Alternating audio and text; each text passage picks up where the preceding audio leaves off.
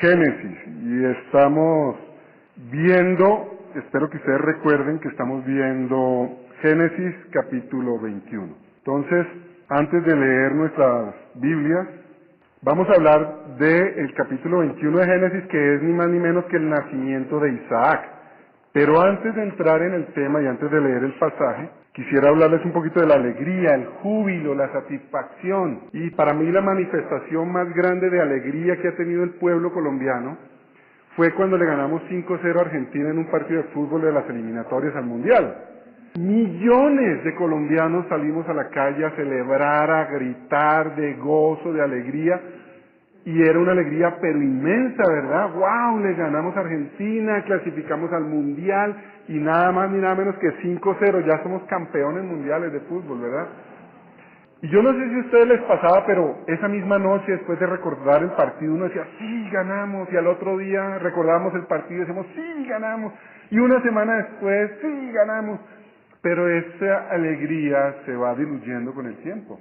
Hoy en día, ¿quién de nosotros se alegra porque Colombia ganó 5-0 a Argentina por allá en el año 80 y algo? Ah, sí, ya. Eso no transformó nuestra vida, nuestra realidad, no transformó nuestro país, no transformó nuestro hogar, no transformó nada en nosotros. Vino y pasó. En cambio, lo que hoy vamos a ver es una noticia que dio una alegría inmensa a una pareja, a una nación y a un pueblo entre todas las naciones que somos los creyentes. Entonces vamos a ver esa noticia. ¿Cuál fue esa noticia que llenó de alegría a esa pareja, llenó de alegría a todo Israel y llena hasta el día de hoy de alegría a millones de creyentes en todo el mundo?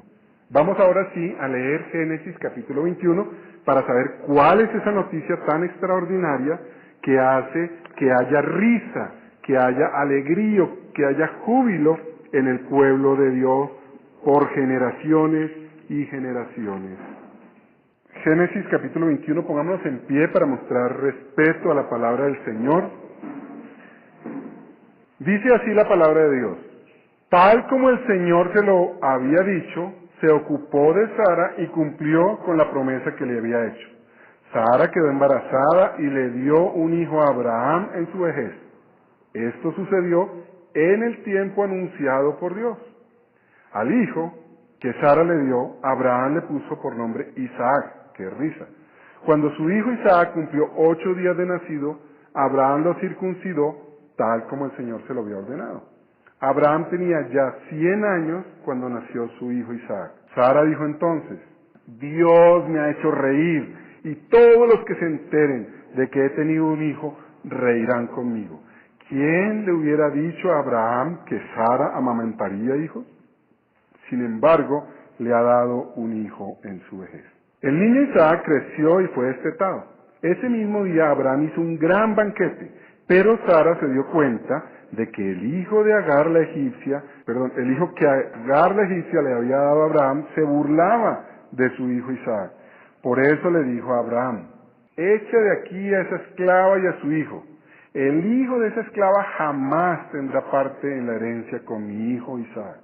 Este asunto angustió mucho a Abraham porque se trataba de su propio hijo. Pero Dios le dijo a Abraham: no te angusties por el muchacho ni por la esclava. Hazle caso a Sara, porque tu descendencia se establecerá por medio de Isaac. Pero también del hijo de la esclava haré una gran nación, porque es hijo tuyo. Al día siguiente, Abraham se levantó de madrugada, tomó un pan y un odre de agua y se lo dio a Agar, poniéndoselo sobre el hombro. Luego le entregó a su hijo y la despidió. Agar partió y anduvo errante por el desierto de Berseba. Cuando se acabó el agua del odre, puso al niño debajo de un arbusto y fue a sentarse sola a cierta distancia, pues pensaba: no quiero ver morir al niño. En cuanto ella se sentó y comenzó a llorar desconsoladamente. Cuando Dios oyó al niño sollozar, el ángel de Dios llamó a Agar desde el cielo y le dijo: ¿qué te pasa, Agar? No temas, pues Dios ha escuchado los sollozos del niño. Levántate y tómalo de la mano, que yo haré de él una gran nación. En ese momento Dios le abrió a Agar los ojos y ella vio un pozo de agua. Enseguida fue a llenar el odre y le dio de beber al niño. Dios acompañó al niño y éste fue creciendo, vivió en el desierto y se convirtió en un experto arquero. Habitó en el desierto de Parán y su madre lo casó con una egipcia.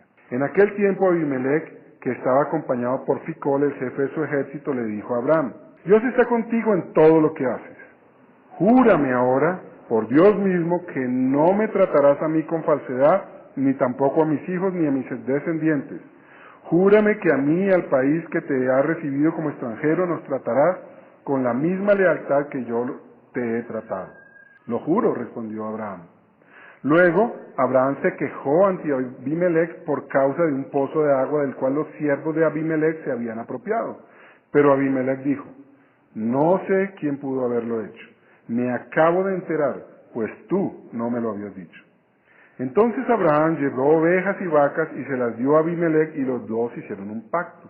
Pero Abraham apartó 7 corderas del rebaño, por lo que Abimelech le preguntó: ¿qué pasa? ¿Por qué has apartado estas 7 corderas? Acepta estas 7 corderas, le contestó Abraham.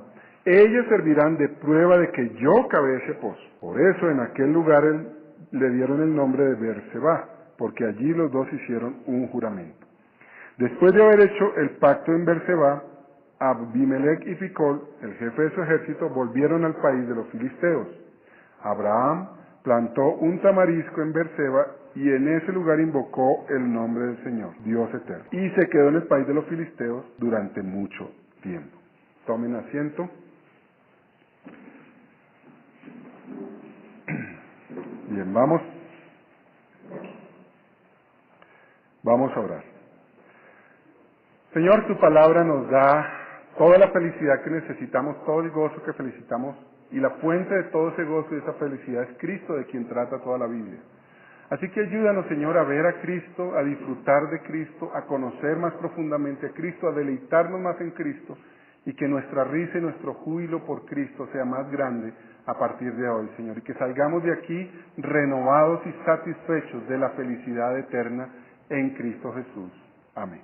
Muy bien, entonces estamos viendo que nació Isaac, que se le colocó el nombre de Isaac, que significa risa, porque era un júbilo, una celebración, una alegría muy grande que estaba teniendo el pueblo de Israel cuando Moisés les estaba dando esto, que por supuesto fue una alegría muy grande para Abraham y para Sara como padres. Entonces el primer punto que vamos a tener en nuestro sermón de hoy es que realmente Abraham y Sara pudieron tener júbilo a pesar de que ellos no merecían, eran pecadores y no merecían que Dios hubiera cumplido las promesas, porque ellos no cumplieron las suyas.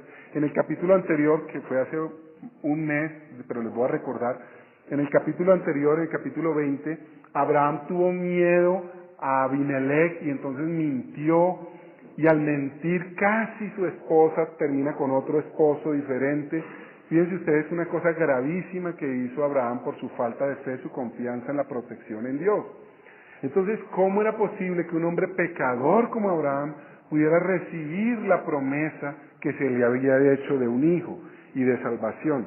Pensemos en Sara también y su pecado, la forma como ella, primero junto con Abraham, los dos se equivocaron y pecaron en no confiar en el Señor, quisieron ayudar a Dios, y fue Sara la que le dijo a Abraham: oye, pues acuéstate con mi esclava para que yo tenga un hijo tuyo por medio de esta esclava. Y luego entonces la despreció, y en cambio de reconocer su pecado, Sara, y decir: hombre, yo lo hice, le echó toda la culpa a Abraham. Tú tienes la culpa de que esta mujer ahora me maltrate. ¿Se acuerdan de toda esa historia? Pero lo interesante es que Abraham y Sara, siendo tan pecadores, tan faltos de fe, aún así recibieron la promesa que se les había hecho.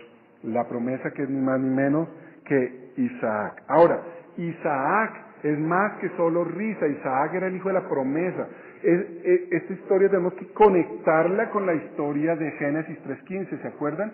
El hombre, todo el ser humano, no solamente Abraham y Eva, todo el ser humano cayó en pecado y es esclavo del pecado y no hace sino pecar. ¿Por qué peca el ser humano? Porque nace pecador, porque su esencia es pecadora, porque los descendientes de Adán son hechos a la imagen de Adán, hombre pecador, y están esclavos de Satanás.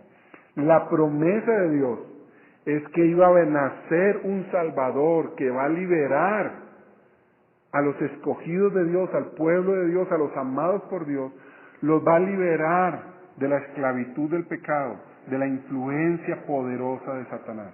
Los va a liberar de esa inclinación pecaminosa que tiene en Adán. Van a ser desarraigados de Adán y van a ser conectados en este nuevo Salvador. Entonces, Moisés está escribiendo esto y está recordándole a los israelitas que también fueron hombres sumamente pecadores. No sabemos en qué momento de la historia de Israel ellos recibieron esta historia de Génesis 21.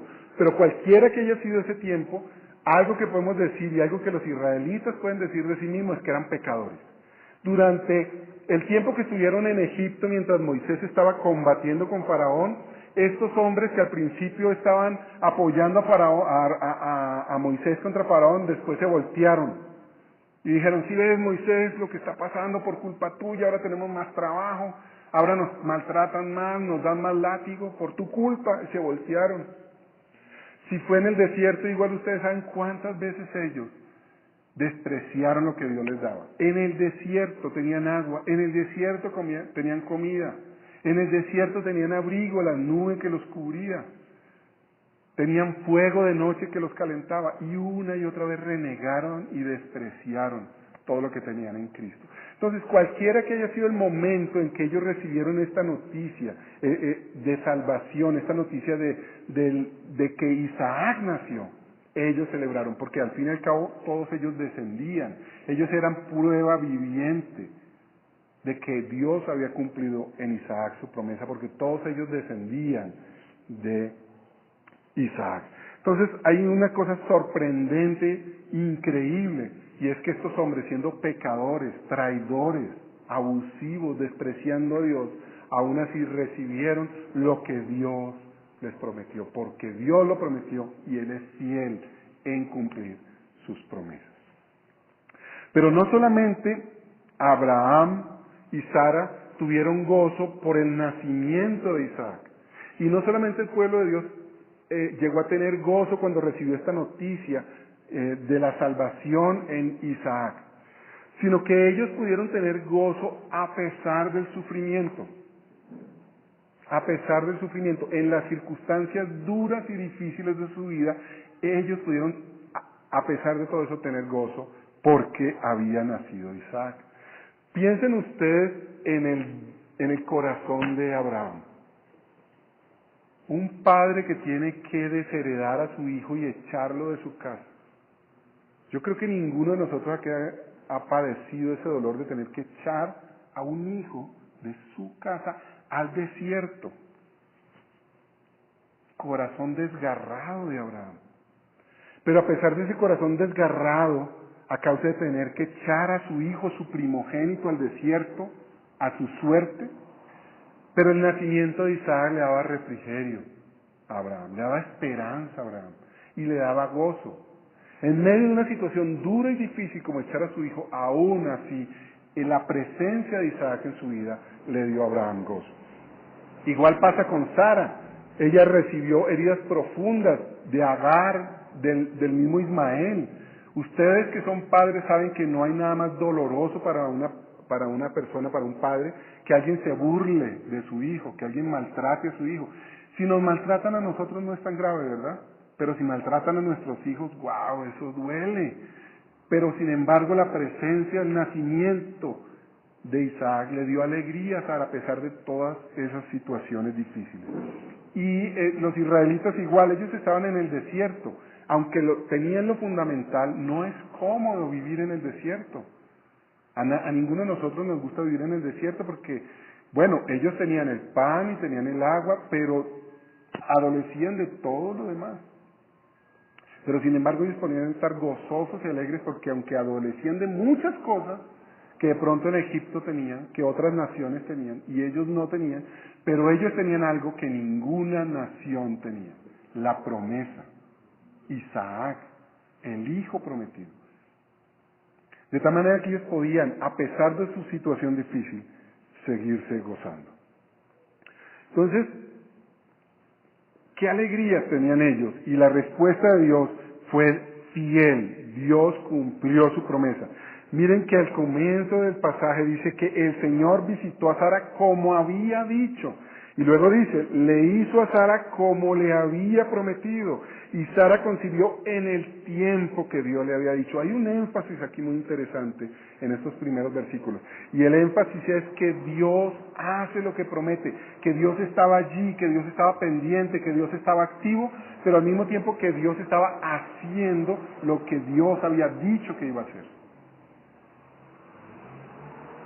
Por eso pueden Abraham y Sara reír de júbilo, porque Dios está con ellos, Dios está obrando por ellos, Dios está amándolos a ellos a pesar de su pecado.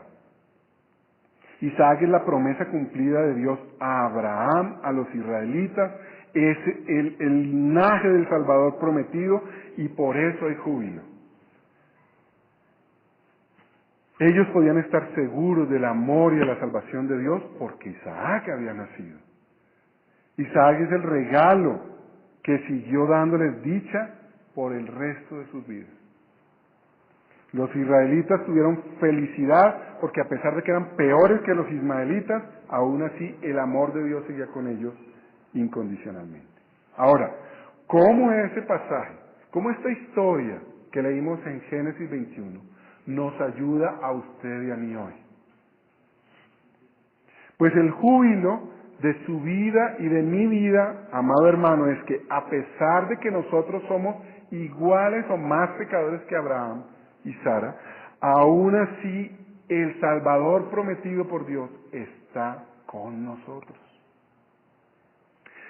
Y además, a pesar de que tenemos, y en este momento yo conozco la vida de varios y de muchos de ustedes y conozco los padecimientos, los sufrimientos, las cosas que están desgarrando de dolor sus corazones. Aún así, si ustedes están puestos sus ojos en Cristo, el Hijo de la promesa, el Hijo prometido que ahora es una realidad, ustedes pueden tener gozo, paz y aún reír de júbilo en medio del dolor. Pero primero que todo debemos entender y reconocer quiénes somos. Solamente cuando yo entiendo lo pecador que soy, puedo entender cuán grande es el amor de Dios y su misericordia por mí. Por lo tanto, nosotros debemos mirarnos y hacer una evaluación correcta de nosotros mismos. Generalmente lo que hacemos nosotros es evadir el tema de nuestro pecado, huirle, minimizarlo, decir, no, pero eso no es tanto. Miren el de allí, ese tiene más pecado que yo. Compararnos con otros para sentirnos mejor. No hagamos eso, hermanos. Confrontémonos con la palabra de Dios. Que el Espíritu Santo pida sabiamente, como el rey David, pida, Señor, muéstrame mi pecado. Yo quiero ver más hondamente cuán gran pecador soy. Por eso, una sugerencia que les doy es que cada vez que lean la Biblia y miren a las personas pecadoras, identifíquense con ellas. Miren si usted está haciendo lo mismo que esa persona y van a ver que sí. Van a ver que sí. Por ejemplo, Sara, en lugar de reconocer su pecado, le echó la culpa a Abraham. ¿Hacemos eso nosotros de vez en cuando? Cuando toca siempre, ¿no? Y miren, imagínense que nosotros estamos viendo a Abraham, que le tuvo miedo a otro ser humano, le tuvo miedo a las circunstancias y mintió. ¿Hemos hecho nosotros eso? ¿Le tenemos miedo a otras personas y mentimos? Para que opinen mejor de nosotros, para mostrarnos que no somos fracasados, sino que también hemos tenido algún tipo de éxito en el mundo. Porque tenemos miedo de su opinión contraria, negativa, despreciativa contra nosotros. ¿Acaso nos hemos burlado de alguien como Ismael, viendo que es menos que nosotros, lo miramos con desprecio? Pero usted es un pinche celador. No, pero usted es el portero. En cambio, miren quién soy yo.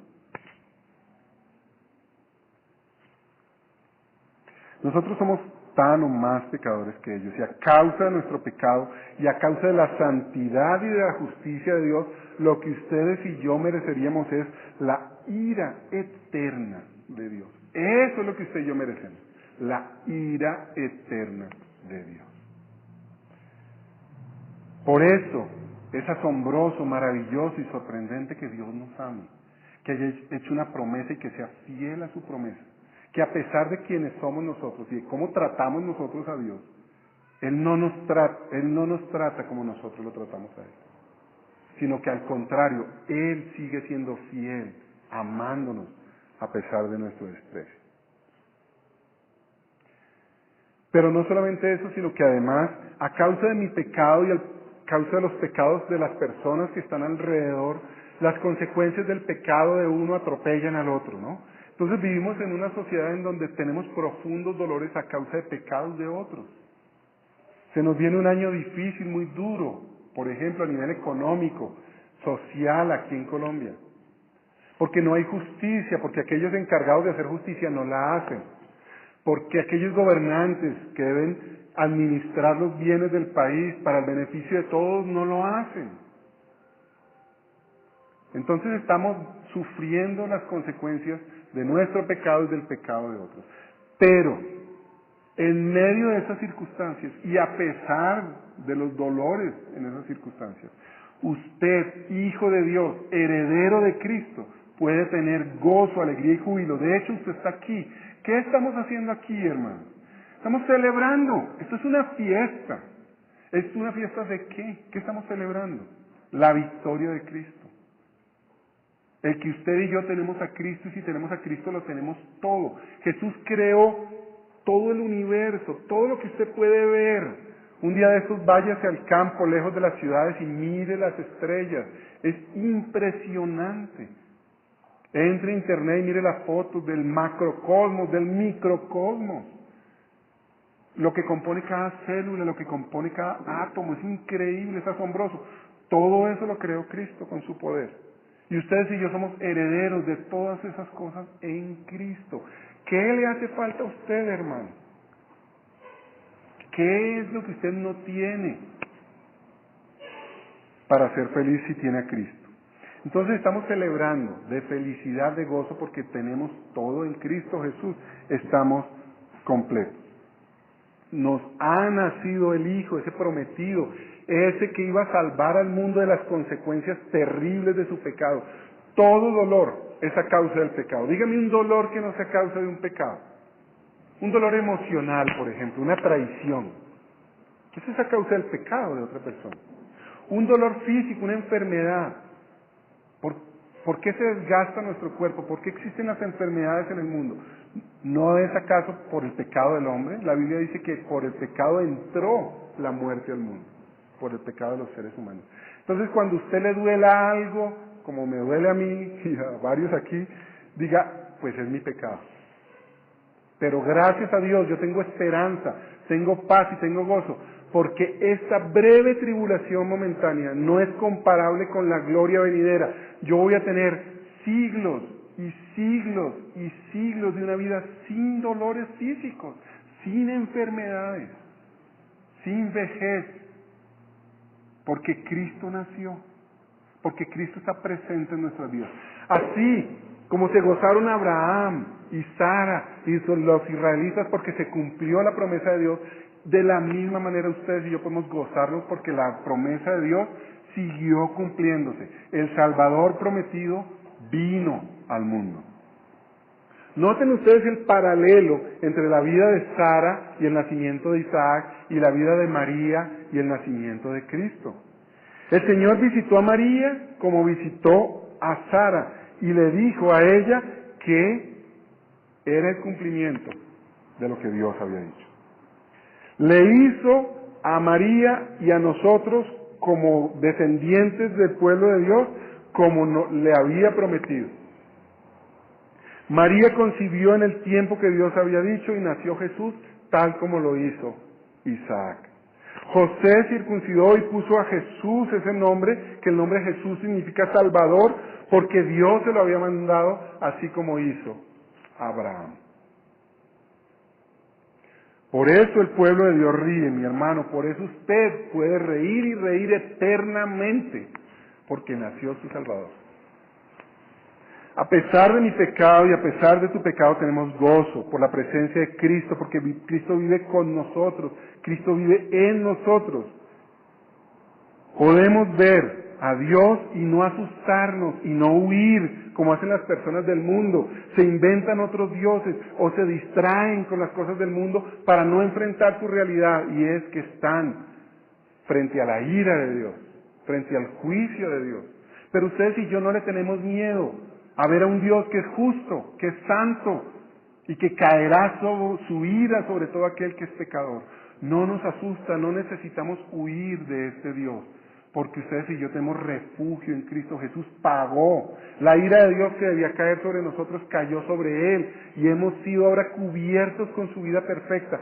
Cuando Dios Padre, el juez de todas las cosas, nos ve a nosotros, ve la vida perfecta de Cristo. Ustedes y yo ya no necesitamos huir, no necesitamos construir nuestros propios dioses que aman y no castigan.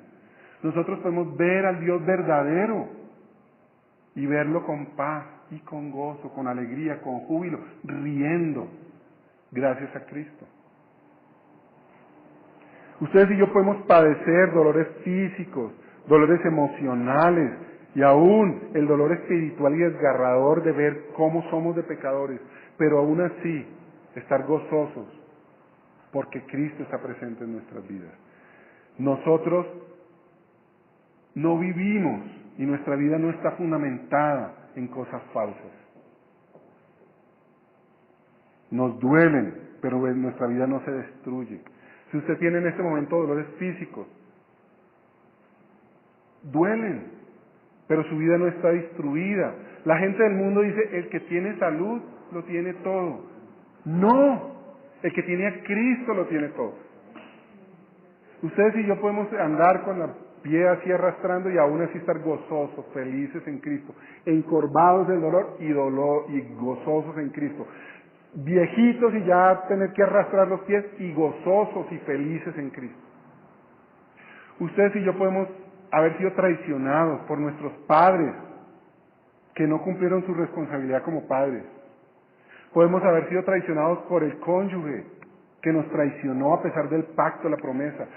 Podemos haber sido traicionados por nuestros hijos, con su ingratitud a pesar de todo el amor que nosotros les dimos. Y saben una cosa, usted y yo como creyentes podemos seguir en gozo y en paz y celebrando, a pesar de que esté desgarrado nuestro corazón. ¿Saben por qué? Porque tenemos a Cristo. Nuestra paz y nuestro gozo dura y dura y dura, es eterno. No es un gozo pasajero como los gozos que tienen las personas del mundo. Las personas del mundo, pobrecitos, tienen que llenarse de pequeños chocolatines, como les decía a los niños. Entonces, que ganó el partido mi equipo, ¡ay, sí! A la semana ya, ¿no? Y entonces me siento vacío, ¿y qué voy a hacer? Entonces, voy a comprarme un helado, voy a Andrés Carne de Res. Y allá entonces me tomo una foto, estoy en Andrés Carne de Res, comiéndome un pedazo de carne de 120,000 pesos. Eso me da felicidad, ¿por qué?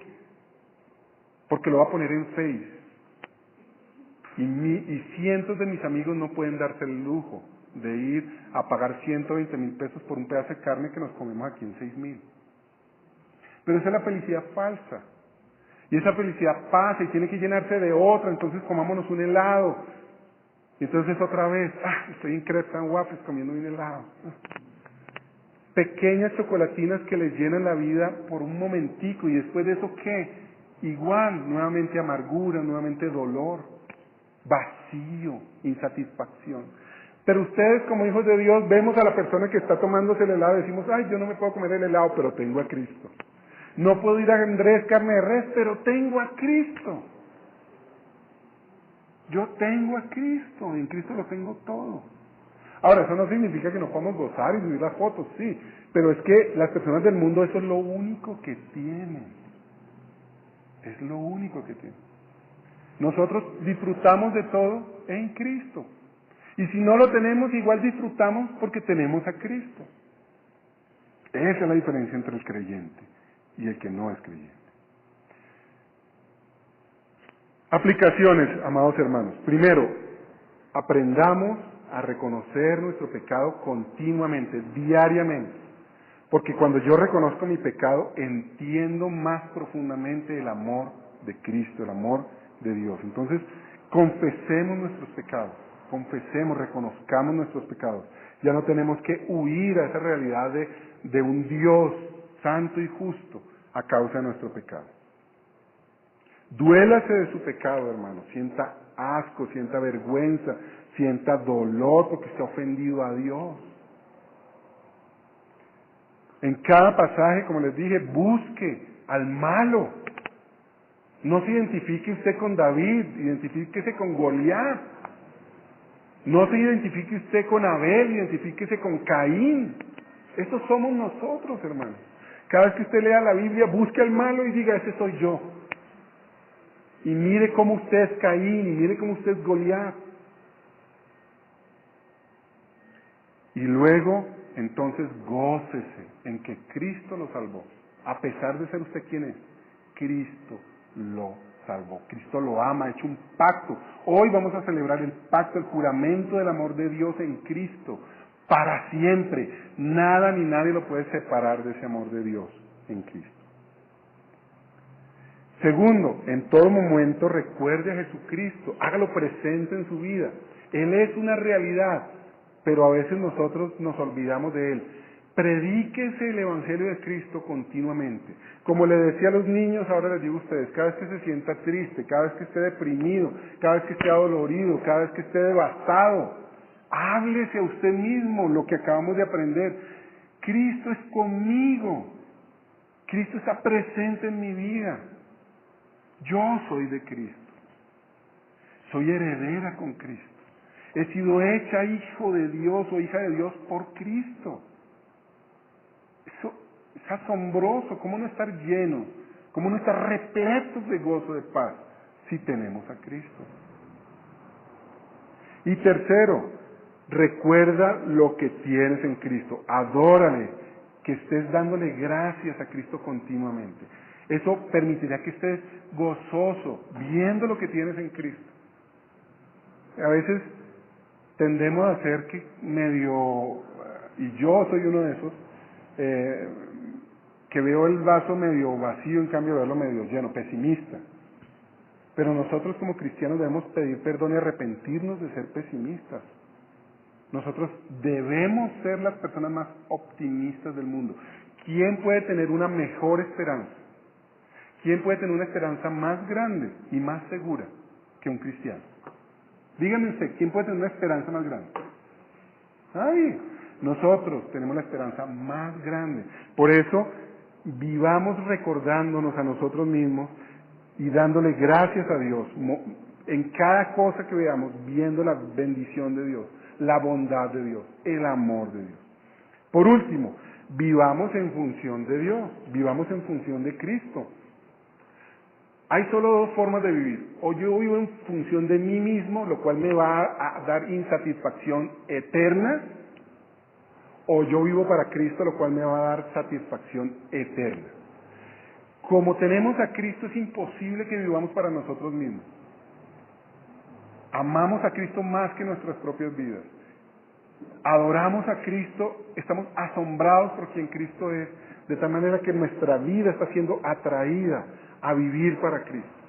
Entonces, cada día cuando usted siente insatisfacción, entienda, cuando usted tenga insatisfacción de cualquier tipo, espiritual, material o emocional, entienda lo siguiente: usted está en un camino de idolatría. Predíquese el Evangelio y diga: me merezco estar así de abatido y deprimido porque he estado viviendo y he estado esperando en lo que no debo esperar. Pero mi verdadera esperanza, la fuente de todo bien para mí es Cristo, entonces me arrepiento de ir caminando por allá y vengo a vivir para Cristo, y en Cristo encuentro la satisfacción y el deleite. Vivir para Cristo es la única fuente verdadera de paz, de gozo, de deleite, de regocijo y de vida eterna. Entonces, vivamos para Cristo y confesemos cada vez que no vivimos para Él. Oremos.